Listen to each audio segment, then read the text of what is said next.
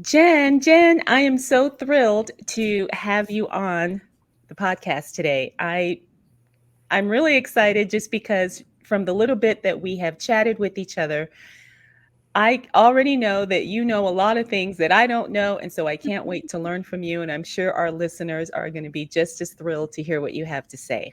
Awesome. Well, I'm So, so happy to be here, and I'm so thrilled that you've started something for our niche because there's just yes. such a lack of information for jewelry niche sellers. And so, thank you so much for taking the time to make this content. Wow, that means a lot to me. Thank you so much. So, for people who don't know you and what you do, let's go ahead and start there. Why don't you introduce yourself and let us know what you do? Yeah, so I am a jewelry reseller part time, um, and I am a full time video producer, which I don't know if that Oh, that's exciting too. matters. Um, yeah, and I think I started like a lot of people, I started selling everything. And then over the course of about 2 years, really decided that jewelry was going to be my niche. And then through listening to some other content, reseller content and stuff, I was encouraged to niche my jewelry, selling down to really specific. So I sell vintage and designer jewelry, and I really have my store based around three core designers, and everything I buy sort of complements those designers. So, how long have you been reselling just in general? So, total for about 5 years. Oh, okay, okay. And you sell mostly on eBay, I'm going to assume? Yes, I have Okay. my store on the bay, and then I'm a whatnot seller, but I use that platform really just to liquidate and clearance out things that aren't selling. Yes, I do the same exact thing, because when I first started selling jewelry, I just kind of bought whatever I thought looked good. And as you probably know, that's not always a good strategy. Right. I did the same. And what I found is that there just aren't enough keywords to differentiate Yes. just a random piece of sterling silver with rose quartz. So I just that was one of the things that pushed me into going for all brand names. I just only buy brand. It has to have a name on it for me to buy it. Yeah, and that is what I have learned too. I've learned that over the course of actually just this past last year because there was a time not too long ago, I want to say maybe about 2 years back, where you actually could sell some no name or unbranded pieces as long as they were either eye catching or they had something unique about them. But it seems like since there have been more and more jewelry resellers coming into the game, uh, that doesn't seem to work anymore. And it's so different how things have changed so quickly as it So relates to that. quickly. And this is really why I believe that you need to develop a brand and not a store. And what brands do is they have a really specific customer that they sell to, Yes. and they cater their or curate to that buyer. And so I have really decided that my buyers are 40 plus in age. They are wealthy or, have money to spend, and they like statement pieces that people are going to notice, that people are going to talk about. So the my customer really thinks of jewelry as part of their wardrobe and really thinks of it as part of who they are and something that's interesting about themselves. So that I kind of, once I sort of settled on that, I said, great, who are those designers? And I really love Judith Ripka, and I really love Barbara Bixby. And I'm also love a little bit of that Southwestern flair. So Carolyn Pollock is another designer that I really base my store around. So I have these three designers that I love that I think match the customer I'm selling to. And then everything that I buy either looks like their stuff or has a connection to it through, they were all on QVC at one time. And so I do look for those QVC sellers and their pieces. And when it comes to vintage stuff, I really also try to think of that customer who's buying Judith Ripka and buying Barbara Bixby. Like, what are they going to be buying in the way of vintage jewelry. And so my customers should be able to come in my store and love everything. Wow. So that's a really specific, I guess, strategy.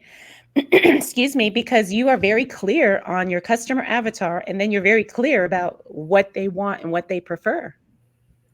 Yeah, and what I find is, I think on eBay, when you own a store, people can follow your store, and it is similar to social media, but a lot of sellers don't look at it that way. They look at it as a very anonymous transaction, and just a customer will find you based on keywords and buy your thing.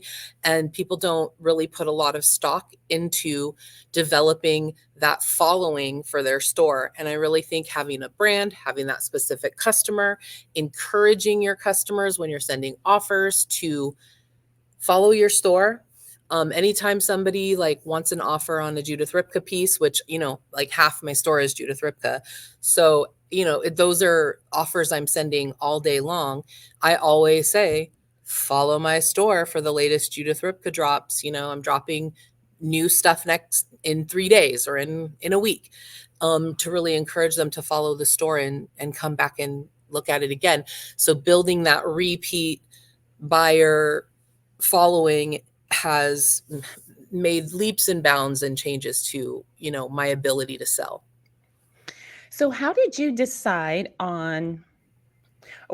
Because I know you said Judith Ripka, Barbara Bixby, is that right? That's right.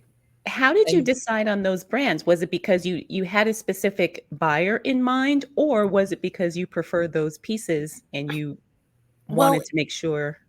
yeah, when I was random selling, buying and selling, I noticed that the Judith Ripka pieces sold really quickly, Mhm. and they have a really good resale value. So another aspect of knowing who my buyer is my buyers are buying things within the price range of about $35 to about $300. And I noticed, Judith Ripka sells really quickly. It sells in that price range. Um, and when it comes to Barbara Bixby, I kind of found her once I was searching for Judith Ripka, and I just love her. I just think her designs are so unique and interesting, and they're all statement pieces. Like, she doesn't make anything that isn't going to be a noticeable, fun thing. Yes. And her pieces also retain their resale value quite well. They're very expensive, and so when when you're reselling them, you can still get 100, 200, $300 for a piece. So that was that. And then the pieces, the vintage pieces and the other pieces that I buy that surround them, I really target that like $30 to $75 bread and butter. Those are my bread and butter, things that I buy. Yes. And then a lot of the Judith Ripka, Barbara Bixby, and Carolyn Pollock pieces are a little bit more on the high end. Okay, so you've given me a lot to think about as it relates to my own inventory because, you know, sometimes I have felt like, oh, I have to to sell what I can find, and it's just kind of whatever, you know. But like I had mentioned earlier, I don't know if that's necessarily the most profitable way to do to do It this. it is tough because we go sourcing every day, and Hmm. not every day you're going to find Barbara Bixby and Judith Ripka. I mean, it's really hard to find, and then it's very competitive to get those pieces, and so you still have to get them at your buy cost, right? So it's not easy to source. um, and what I find is you just have to be ready. You have to do the sourcing every day and be ready to spend a lot of money, because usually when you find it for the buy cost that you want to get, it's like someone's whole collection. So you have to be willing to like buy everything. Right, right. All right. So then you have those two main brands. Hmm. Do you have, because I know for me, I have clients who like to buy stuff and it's just because they like me, they like what I have. And so I have customers who I'm almost kind of like a personal shopper in a way. Exactly. And do you have that type of clientele too? And how do you manage or how do you do that? Yeah, because the goal of my store is to have as many repeat buyers as possible. Like, it's great if someone comes in and buys a piece, awesome. But if you're a repeat buyer, you are a VIP, and we are going to, you know, build a relationship. And so anytime someone's buying a second piece, it's like, oh, hey, I noticed you bought this and you bought this. Like, do you collect? Is there anything you're looking for? What kinds of pieces? What are your dream pieces? And people love to talk. I mean, my clients love to talk about jewelry, and they love, they have They dream do. pieces in mind that they're looking for. So it builds on this great relationship. And then I may not find their piece, but I might find something that's in the realm, and I can go back to them and say, hey, I'm dropping this piece. Here's a link, check it out. Let me know what's going on, and try to develop these relationships with people. Really super key. And I am kind of personal shopping with certain people in mind. And if they don't buy it, it's fine, because my store is curated to this kind of stuff, so the next person will come in and check it out. All right. So that's good because I have certain customers that will ask me for certain brands as well, but they're not high end. Like I have one customer, she says, "Whenever you get Chico's jewelry, please let me know, and she doesn't care what it is. Like she just wants if it's Chico's, she wants it." And I find that's really true with a lot of jewelry collectors. They have one or two or three brands that they like, and that's what they like. So I think that's why it's really smart to build your store around that. And Chico's would be a great brand to build a store around, because it's pretty readily available secondhand, and they do have a lot of great pieces. So another brand like that is J. King. I find that, I buy a lot of J. King. It's readily available. It has a it has a Carolyn Pollock vibe. He was a QVC designer. So like, I buy a lot of that kind of stone jewelry Mhm. and it's like, if you can get a vibe, catch a vibe, and buy around that vibe. When your customers come into your store, they may see a specific piece with keywords, but when they see your inventory, they're going to love everything, and hopefully, follow you and come back and buy more. Yeah, I want to say those are two. Well, Joan Rivers is another one, but those two brands are the ones where people have asked me specifically.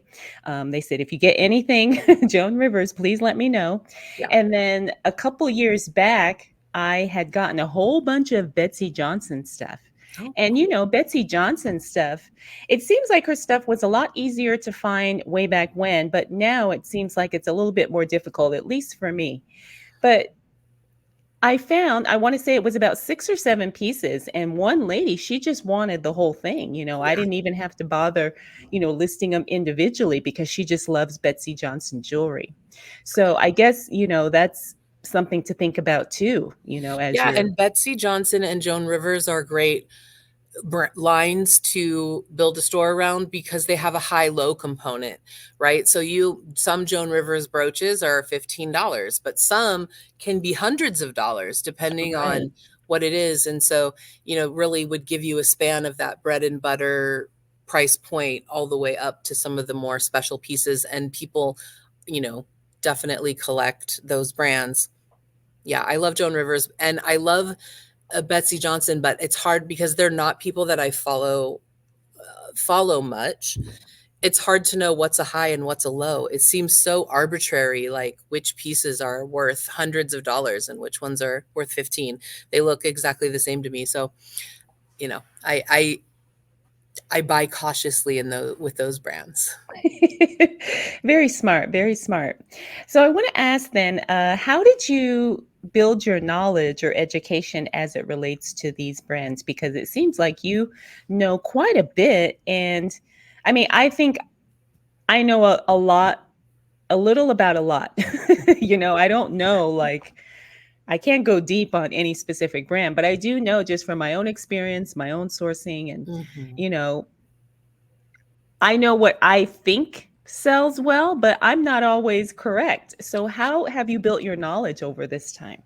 Well, we do go sourcing every day, right? As a reseller, if you're doing it for real, usually you wake up, you do your listings, however many you have for the day, Hmm. or however many you target for your day, and then we go sourcing. And I do predominantly all my sourcing online. And like I said, with the brands that I collect, it's either out there or it's not. And when it's not, I just do research. So I'll go to their current sites and look at what they're currently offering. And I'll do that several times because certain things catch your eye at different times, and really familiarize myself with their current lines. I'll like read blogs or go find historical sales for them and just look through what people bought and what people paid for it, and look at other people's descriptions. Some people put a lot of information in their descriptions, which is great education for me. So Yes. I just spend that sourcing time researching when those brands are not available. Yeah, I do the same thing too. And then I like to go on YouTube University Yeah, and I for sure. watch, videos of people who will do a deep dive on, a particular style or a particular brand. And so I learn a lot that way too. But, sometimes that's a little bit time consuming. And like you said, if we're outsourcing every day, but that's really smart because I don't really source every day. I only source kind of like a few times a week, but talking to you, maybe that's part of the problem why I don't find as much. I got to be out there more frequently. Yeah, I look, I have, maybe 4 or 5 places that I go every day, and I search for my peeps, and then I tag them and go through those auctions to see what else they might have. If they have one piece of Judith Ripka, they might have more, or they might have similar. So I always kind of deep dive into those and earmark stuff. And if they have a lot, I'll actually put it on my calendar. Like, you must be at this auction at this time, to buy Oh, this okay. stuff. If it's just like, maybe I'll get it, maybe I won't, then I'll just hopefully be there on that day since I'm kind of checking up. But yeah, there's so many great auctions out there, and sometimes they give you 10 days notice, sometimes they give you 1 day, so it's good to just be out there looking. Okay. Well, that's something good to keep in mind, especially for people who are just getting started with this or people who are looking to kind of take their jewelry reselling to the next level. I do want to ask you, though, about inventory and pieces that may be broken or damaged or need cleaning. I want to get your take on what do you do with those types of pieces? Do you think, number one, they're worth picking up? And if they are they worth the extra steps to repair or to clean or fix or whatever? In my business model, and for me, I try to avoid broken pieces. I try to um, avoid that situation. It does happen. When you're buying from auctions, the photos are terrible. Like, you have no idea what you're going to actually get. Oh, I've seen them. I know what you mean. Yeah, and it's really hard to tell if there's damage on a piece, and so things will come in that way. Or sometimes they And just throw it in a box, and they don't have that's it laid out or anything. it's crazy. And that's where a lot of the knowledge comes in too, because if they don't label it Judith Ripka, then you're going to get a good deal. If you can see it without them saying it, then you're going to get a good deal. But with the broken stuff, honestly, I just have a box. I put I have a crafter's box for vintage pieces and stuff that really don't have a lot of value. And then I have another box of like high value designer pieces that have this or that. And then I will just sell those as lots when I feel like I have enough pieces. And there are people who fix jewelry who will pick those up for a steal of a deal. Right. And when it comes to cleaning, I don't clean vintage pieces. That's just advice that I've gotten from other jewelry resellers. I will Yep. clean um, modern pieces like Judith Ripka and Barbara Bixby are typically more modern. A lot of their pieces that I'm targeting come from like the 2015s to 2000s to the 2015s. So they will have some tarnish or patina, and I will clean those up because they are a higher end modern piece, and people find them more attractive when they're clean. Yeah, I kind of have taken the same approach where, I mean, I don't do anything extra if I don't have to. Exactly. So, because I just don't have the time, when I've got thousands and thousands of jewelry pieces, I don't have time to fix stuff or clean. I mean, like I had a piece where it looks like someone spilled something on it and I took a baby wipe and did that, but it's not like I'm deep Sure. cleaning the piece, you know? Yeah, And only if the piece is worth the time, um, and if I feel like it'll make it more attractive. And then what I've heard is just people don't generally polish or clean silver because it degrades the amount of silver that is in the piece. But people who are buying Judith Ripka and Barbara Bixby and designers like that, they don't care really how much sterling content the piece has. They're buying it for the brand name. right, So I will right. clean those sometimes if it makes it more attractive.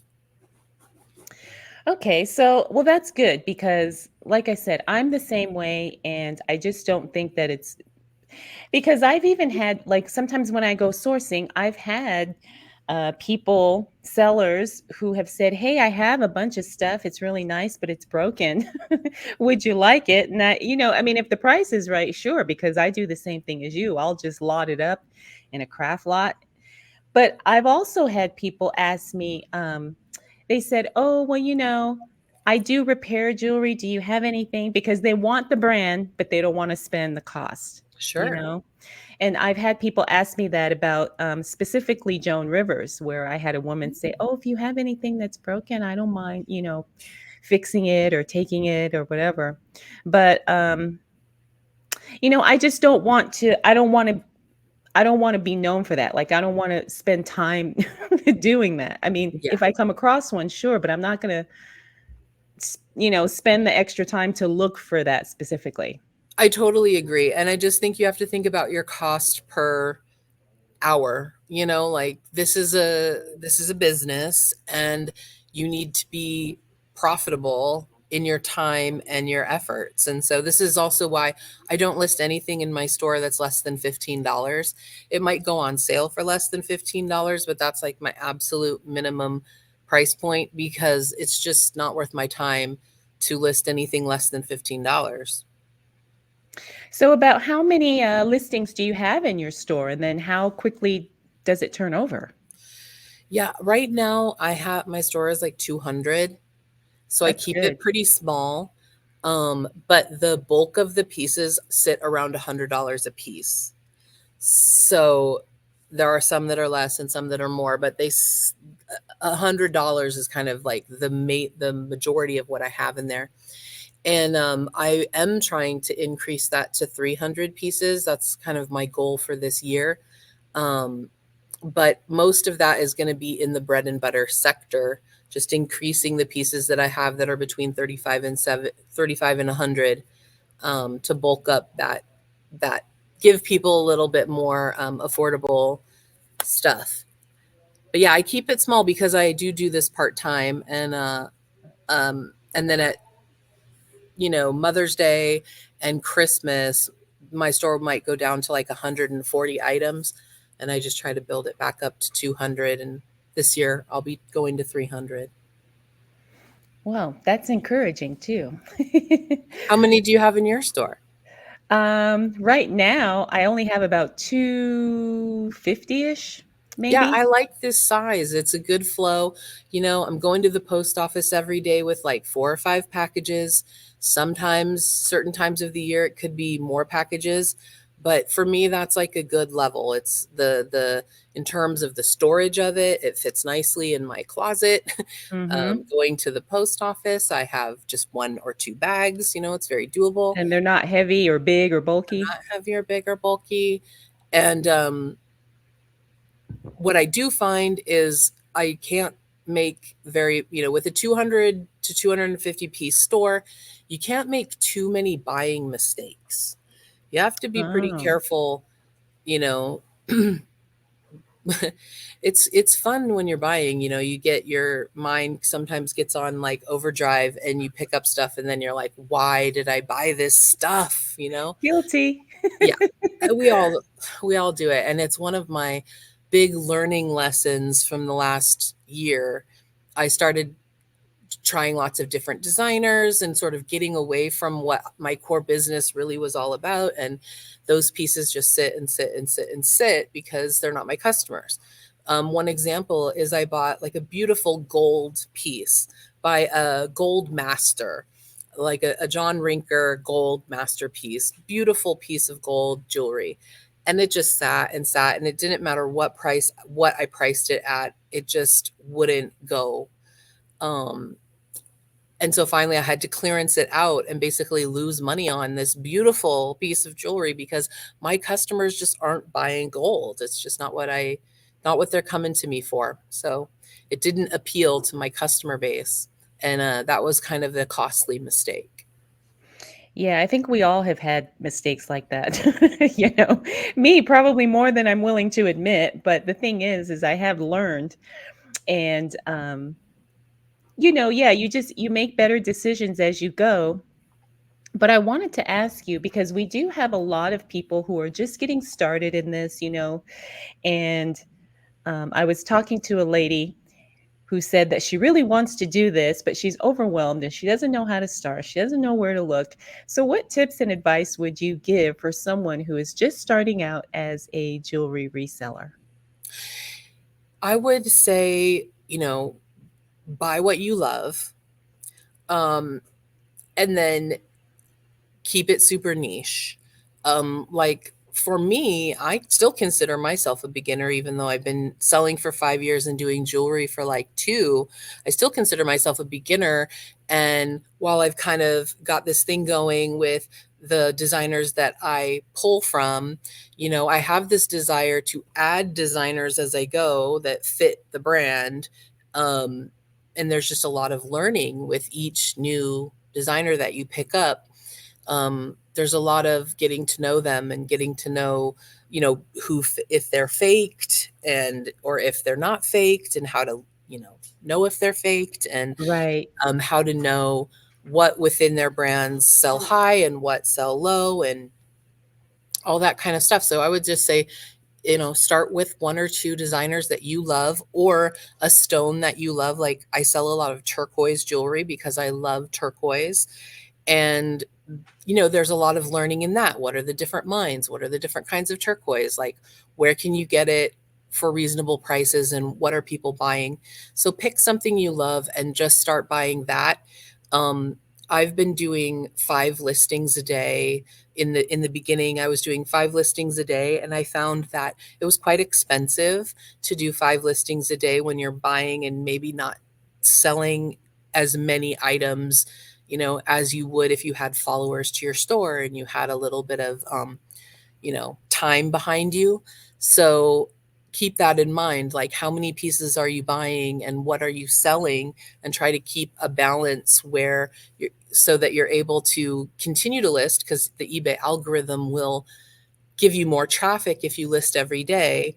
But what can you be listing at reasonable prices so that you're not going into too much debt trying to kick your Right. store off. Yeah.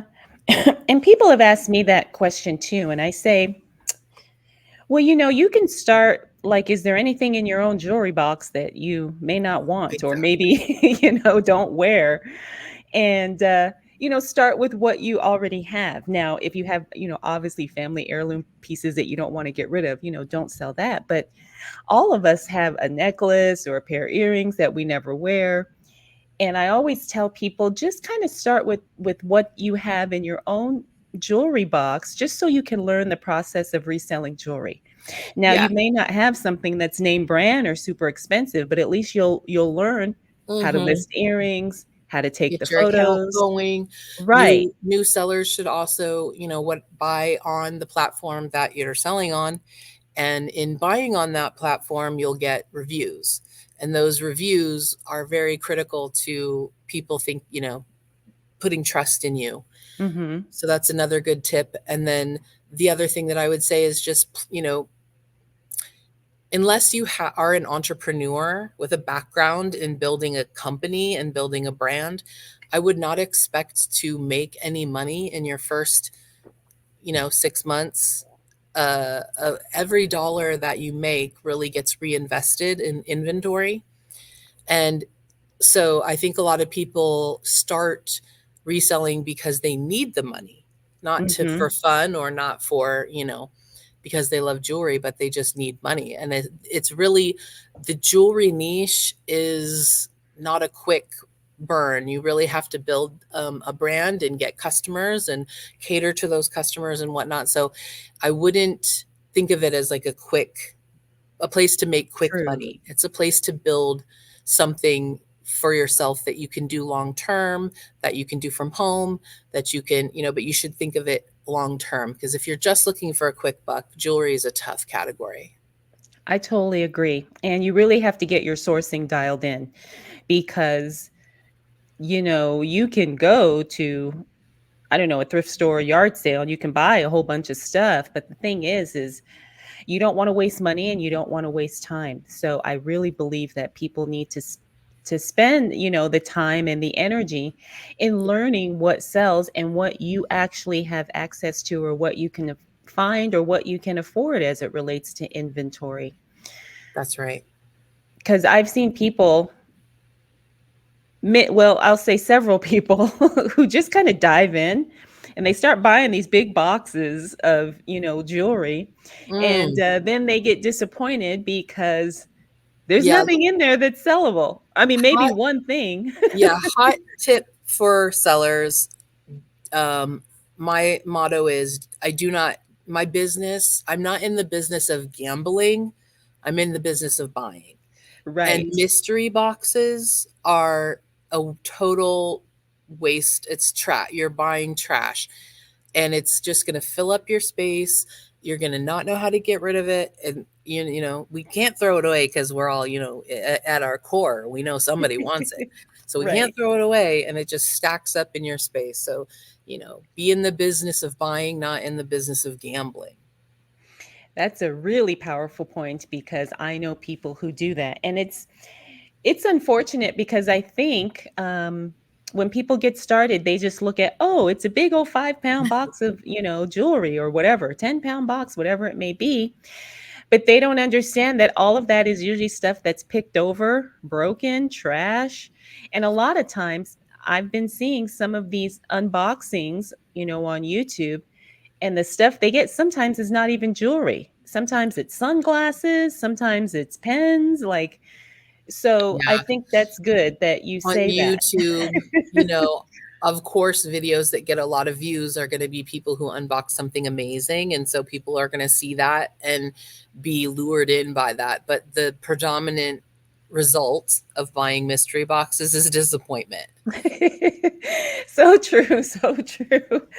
Yes, I remember, and it's been years because I don't buy those. I don't buy those anymore. But when I first started years back, I actually got some really good stuff. Like I would find silver, I would find 14 karat gold stuff. I mean, but this was like I want to say 3.5 years ago. Mm, It's not like that anymore. no, those days are far, far, far behind us. And you can get some lovely costume pieces in Hmm. those mystery bundles, but you have to know a lot about costume pieces because so many of them are not marked. So you Right. have to kind of have an understanding and be able to come up with keywords and everything for those vintage pieces that are going to help the buyers find them. And I just find it really impossible. So I don't gamble. If you want to buy lots, you can go to shopgoodwill.com, and they actually lay everything out so you can see everything that you're getting in the lot. And you will pay a premium or a little bit more to buy those lots, but you're guaranteed that what's in it, you know what's in it, and you can calculate True. what you'll be able to resell it for. So I would encourage people, definitely buying lots is a great way to source, but Hmm. I would only buy lots where everything is laid out and you can see exactly what you're going to get. Yeah, I've actually bought lots off of eBay to resell on eBay. I've I done that just many did times. yesterday. Yeah. Yeah. A lot of people don't think about that because and some people get worried. They say, oh no, what if the person sees me listing the item? It's like, who Who cares, cares? really? They Um, wanted to sell it. I So, mean, the auctions, I don't really spend enough time sourcing in eBay auctions, but I will go in. this looking at solds to research, Ripka and Bixby pieces and stuff in the solds, and I will see incredible deals that went through auctions where somebody started it at 99 cents, and for whatever reason, something that's worth $100 sold for $36 or something, and you're like, whoa, I wish I had been there, and it's pretty often. Yeah, yeah. And I have bought things where I see just one piece. Like there's one thing in there that I know is good. And Yes, sometimes that one piece will cover the cost of the entire lot. And that's right. so I've had that happen a few times, and it's been really exciting because, obviously I don't think the seller knew what they had. Yes, and that's where the research comes in. You can't rely on them to label everything with the information. You need to know what your designer's designs look like. And Right. you'll be able to start picking Joan Rivers out of a crowd, and you'll be able to see a tray of jewelry and know, oh, that's a Joan Rivers piece, or that's a Carolyn Pollock piece. Like you can start to tell. And it takes a little while to get to that point, but that's when you can really start spotting stuff and cleaning house. All right, so I want to ask you too, because I try to be really involved in uh, events and things that go on as it relates to, I mean, not only vintage and antique jewelry, but that's usually my focus. And last year I went to the antique jewelry and watch show here in Las Ooh, Vegas. I live in Las Vegas, and it was amazing because it's basically just antique and vintage jewelry dealers, because there's a whole nother nice. level to this that Oh, I yeah. learned, where there's some pieces that the normal person like me is just not going to have access to unless I know somebody that knows somebody. So Mhm. do you ever go to things like that, or have you ever worked with like, you know higher end vintage or antique jewelry dealers? I try to friend them when I can. And but no, it's not a big thing that I do. I will go to high-end auctions online and just tag things to see what they end up selling for, just from a point of research. Hmm. Um, because a lot of these vintage designers, it's kind of the same thing. They have low end and high end pieces. And what's the difference? It's kind of takes some research to understand why a Hobe brooch, might sell for $50 and another one's selling for $1,500. Like, what? It's the same designer. They're both brooches. I don't get it. You have to you have to kind of track and follow some of that stuff. Because I'm a part-time seller, I don't do a lot of events. But I do have a friend. She's like a 90-year-old woman that lived in a senior living facility with my mom at one point, and she used to be a antique dealer. And so Ooh. I'll show her pieces. We'll have coffee and tea and talk about jewelry, and it's always a really good time. And she has a lot of great information. And she's bought and sold some really amazing pieces over the years, and she still has a big inventory that she'll just start pulling stuff out and showing me, and I'm like, when are you gonna sell me that stuff? um she just likes Yes. looking at it. Yes, because when I went to the show last year, and it happens every spring, so I think it's happening again either in April or May. But what I learned is, because I was looking at some of the pieces, and they're just jaw-dropping gorgeous and just beautiful, brilliant, sparkly pieces. And I was talking to one of the ladies, and she said that she doesn't even do deals less than $5,000 as it relates to, like, buying. So if I wanted to buy something, and her pieces were like in the thousands, like they were like 1,500, 3,000. Some pieces Right. she had were 7,000. So, I mean, she wouldn't even open the door for me if I Well, wasn't going to spend yeah, $5,000 with her. and to be honest, unless you have built a customer base that is looking for those very rare collector's pieces, you it would take a long time to sell those things. Just because they're awesome doesn't mean they're going to sell. Um, doesn't mean they're going to sell. You have to True. have the audience for it. Um, I do think on this point though that this is one place, one way that whatnot is a valuable asset. There are people that are selling to the consumers, not selling to the resellers.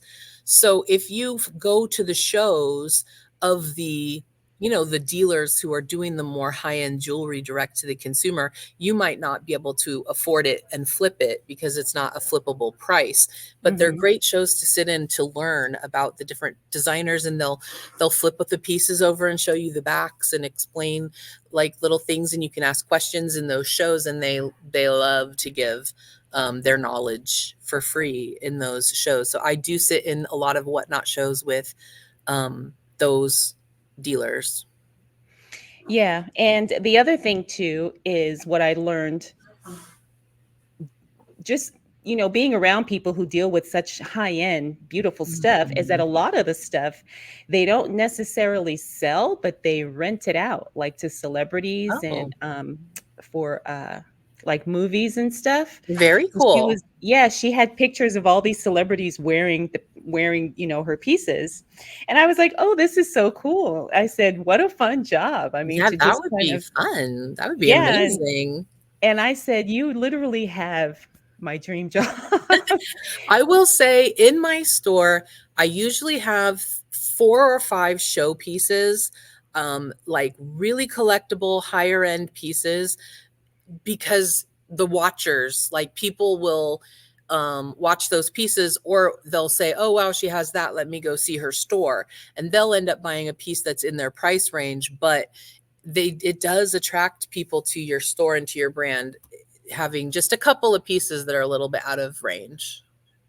Yeah, and, I mean, it's not only the celebrities that will wear them, but also, she said, like, in, photo shoots and stuff, like, like, she was Totally. telling me yeah, she was telling me one of her necklaces was in a vodka ad, like, the woman had it on, and it had nothing to do with jewelry, but they wanted her piece, and the ad was for vodka, and I said, "That is just so cool," and so Well, and that's the thing, jewelry that's super niche, and she's built this business around doing that, and she's developed those customers that are stylists, wardrobe people. mhm, She's not dealing to the celebrity. She's got stylists and people who know what she has, and who she has built some way for them to flip through her catalog. And I'm sure she's spent a ton of money on photography and different things like that.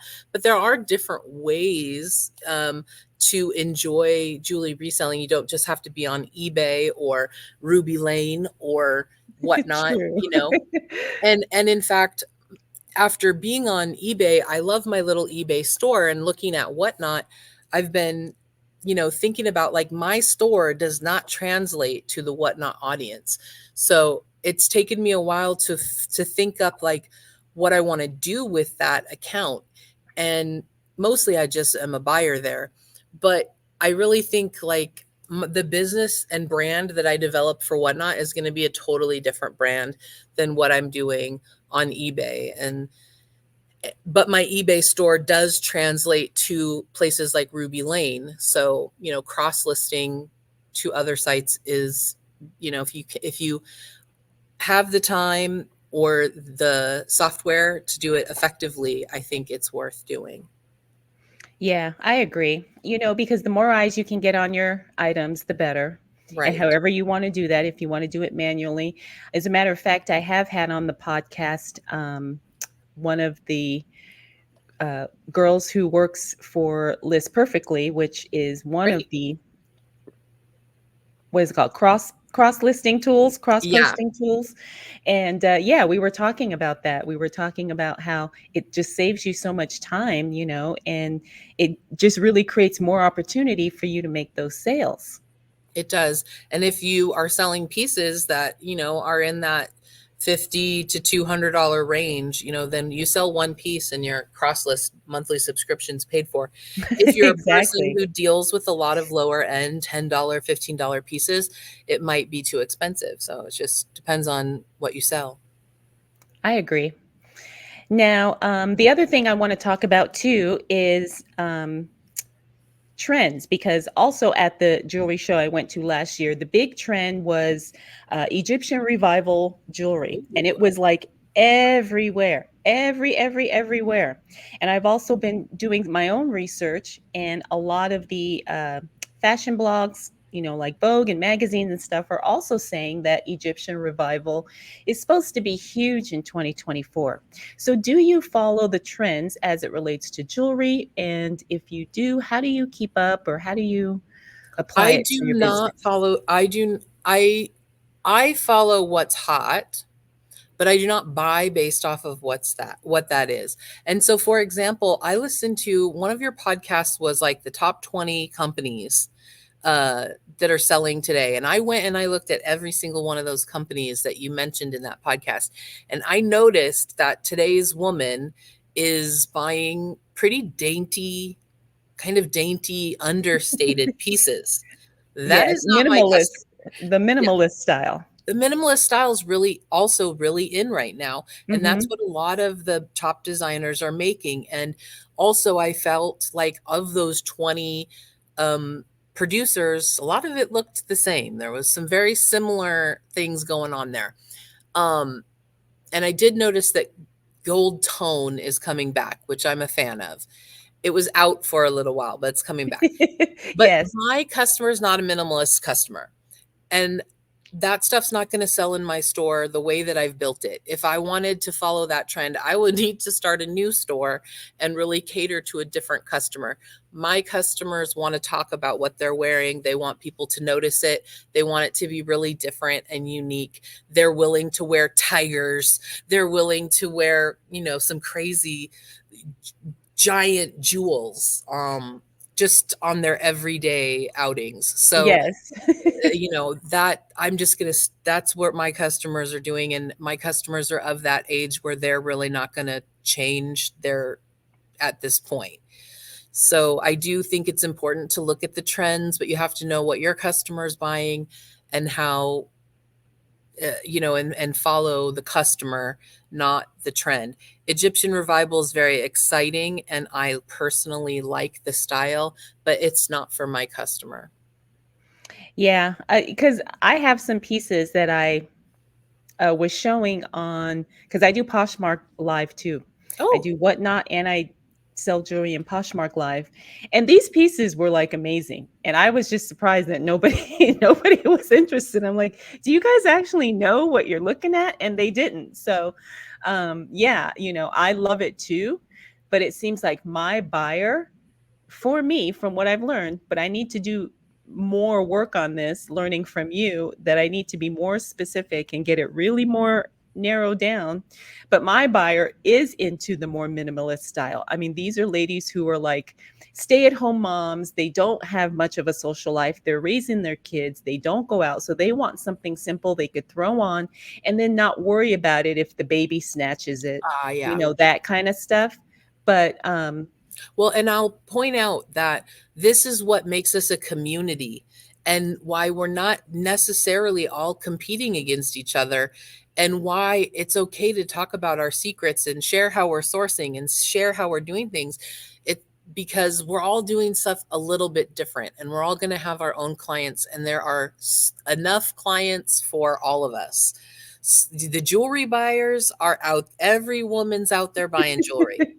So, this is one reason why I personally love to share, meet other sellers, talk, share. Where are you sourcing? Here's where I'm sourcing. Oh, you do minimally. Oh, I saw that over here, and really be more community oriented, because we are not competing against each other. That's so true. And then too, not everybody has the same expertise or knowledge about stuff. Like you and I could go to an auction and we are both looking at jewelry, but we're both going to probably grab totally different things. You know what I Totally mean? different. Yeah, So, I think that's really exciting too. But even though I have that kind of buyer who does prefer the understated, more minimalist look, I know what I like to buy and what excites me. And so I have to make sure I kind of incorporate that somehow because that's what absolutely. makes this job fun, and Totally. not that there's anything wrong with one style versus another, but I know what is appealing and attractive to me, and I know that there's somebody else out there who probably has the same taste or maybe has the same type of preference. Yeah. The job is a job, you know. It's a side hustle for me, but it is a job, and it's the things that I'm excited about sell quick because put the care into the photos, I put the care into the listing. Yeah. When I'm buying things that are not really my stuff and I just hustle through the photos and it's just a grind to get the listings up, they sit forever. So it's definitely I definitely encourage all the jewelry resellers to, you know, put a focus or build your brand around stuff that you like.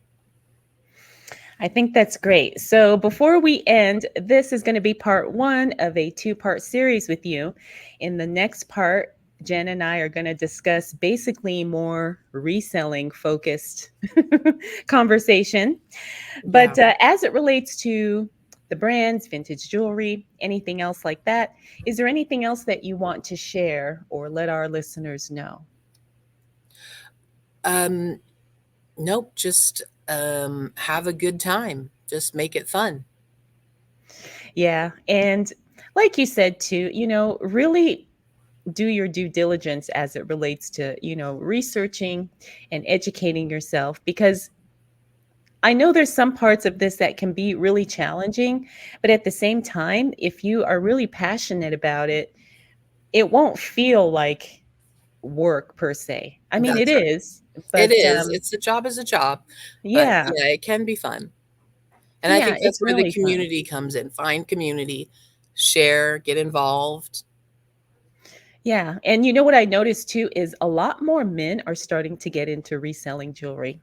Yeah, Um, I've noticed that because when I started there, I didn't know any, you know, and now it seems like more men are kind of getting in on it too, and I don't know if men's jewelry necessarily has the same kind of a sell through rate as women's jewelry does. I don't know because I've never actually done the research, but I just think that kind of really validates the popularity of jewelry and how much people enjoy it and how much people like selling it and learning about it. So, totally. I love that. So, all right, Jen. Well, thank you so much for chatting with me in this episode. And if Thank you you. are listening, make sure you come back for part two because we're going to go even deeper and do even do even more talk about this. Yeah, we'll see you there. Uh-oh. Okay, and I'm gonna take My a